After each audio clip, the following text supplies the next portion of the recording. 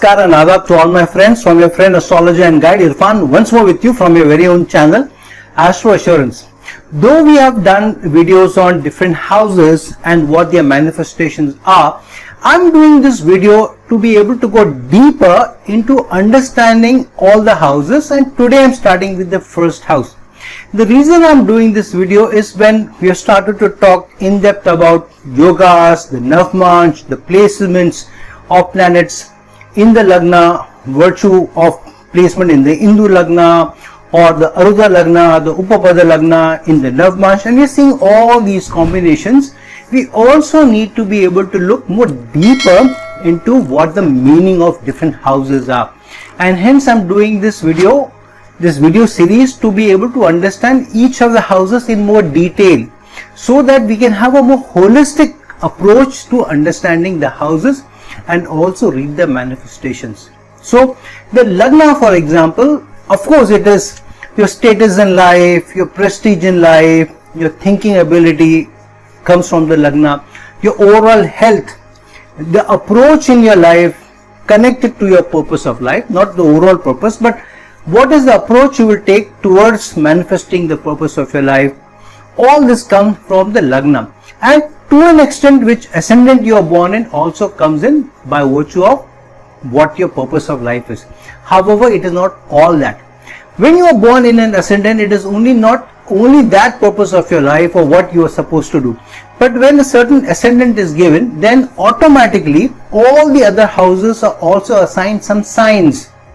And because of that, the flavor of the house also changes. For example, if it's the Aries Lagna, then the second house is Taurus, and the Taurus sign strengthens the second house.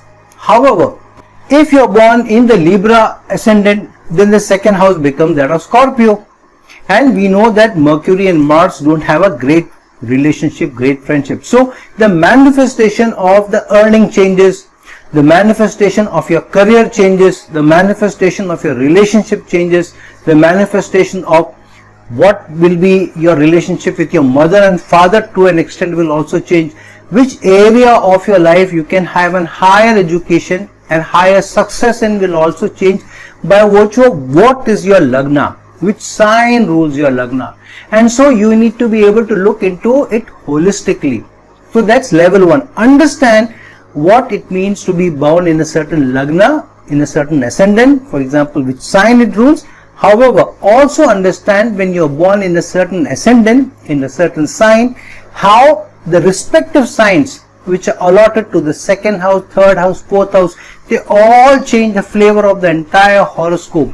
And hence, understanding the purpose of life only from the ascendant and saying, oh, you're born in the Cancer ascendant, so you have to now nurture, support, empathize, understand people, because in your earlier life you're not able to do that, is only to a limited understanding of what the Lagna means.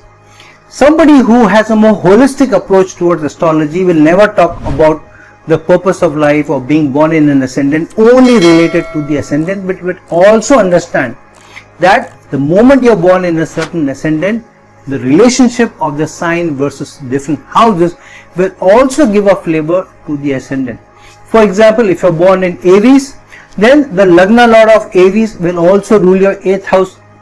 If you're born in the sign of Gemini, then the Lagna Lord of Gemini, its Murtrikona Rashi is the 4th house. And so greater manifestation of the Lagna will come from Mercury's Virgo sign. And duality of signs will also make an effect on how the relationship, how the different situations, how the manifestation, how the overall results of life will come by itself. So a deeper understanding of the Lagna versus different houses ruling different signs, and which houses which the Lagna Lord also rules also have to be kept in mind. The other thing is, if you are born in a Lagna which has only one Murtrikona sign, or the Lagna Lord rules only one house, for example Cancer ascendant and Leo ascendant, both of them, their Lagna Lords rule only one house, so it has a different manifestation, different meaning to the Lagna. But if you are born in any of the other 5 planets ruling the ascendant, whether it is Mercury or Venus or Jupiter or Mars or Saturn, each one of them rules 2 houses, then it's a different manifestation altogether, because one sign may have its Lagna Lord ruling some other sign, which other sign becomes the more Trikona sign. So that flavor has to be read into more detail. You need to understand that more. So if you are born in a certain ascendant, those flavors have to be looked into. Secondly, any ascendant you are born in, you will also be having a certain Navmansh ascendant. So a deeper meaning of the Navmansh in relation to the Lagna also has to be seen. For example, if you are born in the Cancer ascendant, but in your Navmansh you are a Scorpio ascendant, then you need to be able to look at them together rather than looking at it individually. So if your Lagna is Cancer in your D1 chart, and if you are in your D9 you are Scorpio, what does it mean? It means that while you need to be somebody who leads your life, and at the 70,000 feet level, the purpose of life or the approach of life could be to nurture others, to support others, and through that you will also be able to get status in life, prestige in life, standing in life, because that's what the Lagna is. But at a deeper meaning, at a deeper manifestation, it also means that you will probably go through a lot of turbulations, challenges and issues, and through that and being able to overcome that, then only you will be able to achieve both the purpose of your life and your prestige, your status, your standing in society, and your success. You can't see the Lagna separate from what the different signs mean and what the Navmansh ascendant also means. You have to see them together, and only when you look at them together will you be able to understand truly what the Lagna means, rather than I am born in Aries ascendant, so this is what it means, the first house means this, or looking at it too generically, not even looking at the ascendant, just looking at first house means this, second house means this, third house means this. That is at a very people who have started to learn astrology in the first few days will look at that, not even in months or many years. So if you have come this far into the journey, please understand what it means. Then the other thing, the relationship of the Lagna versus different houses. For example, if you're looking, when people come to me and ask me questions about will I get good inheritance, people generally are looking at the 8th house, whether I'll get inheritance or not. But generally, where do we get our inheritance from, or from whom do we get our inheritance from? Most of the time, or maximum of the time, we get it from our parents, especially the father. So 8th house is not so strong, for example. Then you will have to look at the 9th house, because the 9th house is what represents your father.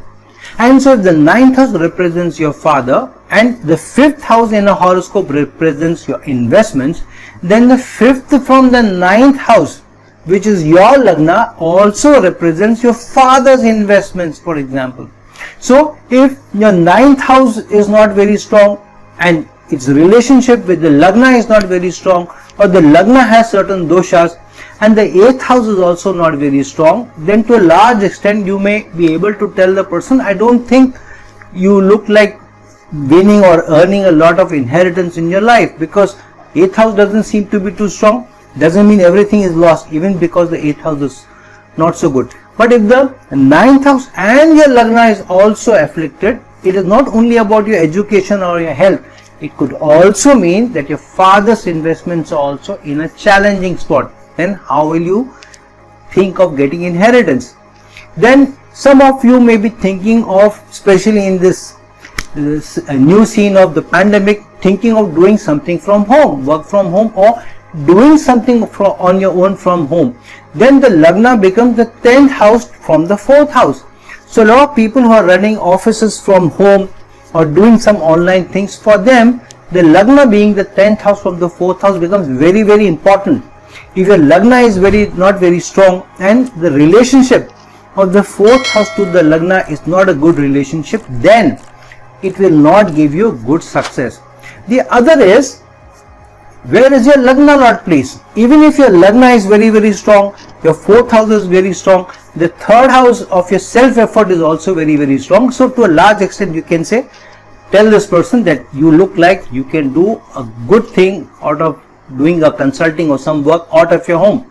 However, if the Lagna Lord has gone into the 6th house, what does that mean? Firstly, Lagna Lord going into the 6th house itself means competition and a lot of pushback also.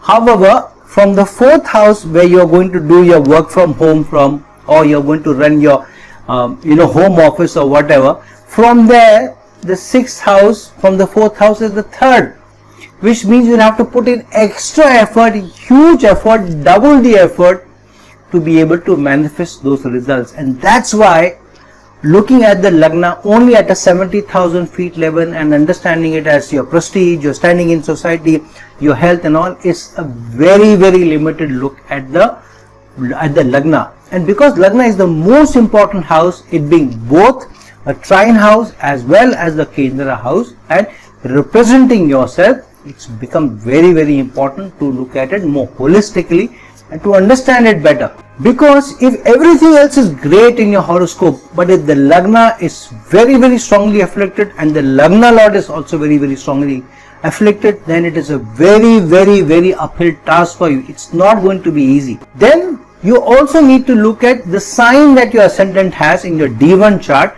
In that sign, in your Navmansh, what planets are placed. So if you are a Virgo ascendant native and whatever your ascendant in your Navmansh may be, but in that Virgo sign you have one or two malefics placed, then indirectly they will also be affecting your Lagna, they will be affecting your life.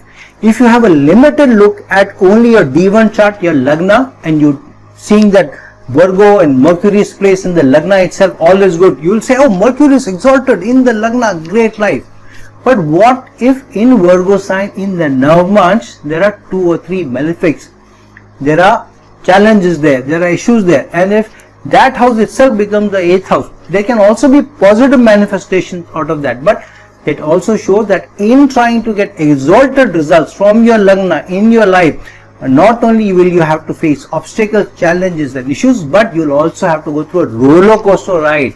And hence people, when they have a limited look at Lagna, they will not be able to understand why when Mercury is exalted in the Lagna, why am I not doing very well? So friends, look at doshas, yogas in the Lagna, aspects of planets into the Lagna also to be able to understand them better. Everything looks good, Lagna is very, very strong, but 2 malefics aspect your Lagna. Then what? Then the whole meaning of the Lagna also changes. So if you are looking at the meaning of the Lagna or the first house, please understand the first house is not the generic level meaning only, or it is not only about the ascendants, and many other things come together, become a potpourri to give you an overall meaning, the manifestation of the first house. And you need to be able to look into your first house, the Lagna, more deeply to be able to understand where your life is heading, what challenges may come by, what are the manifestations for you, what are the better results that you may be facing, what time period may be challenging ones for you. And only when you are able to do that, you will have a true meaning of what the first house represents, what the Lagna represents in your horoscope. So friends, like this video, share this video, and if you're looking for a personal consultation from me, please reach out to me at the links given below. Till some other time with some other video, this is the friend Astrology and Guide Irfan signing off. Ciao.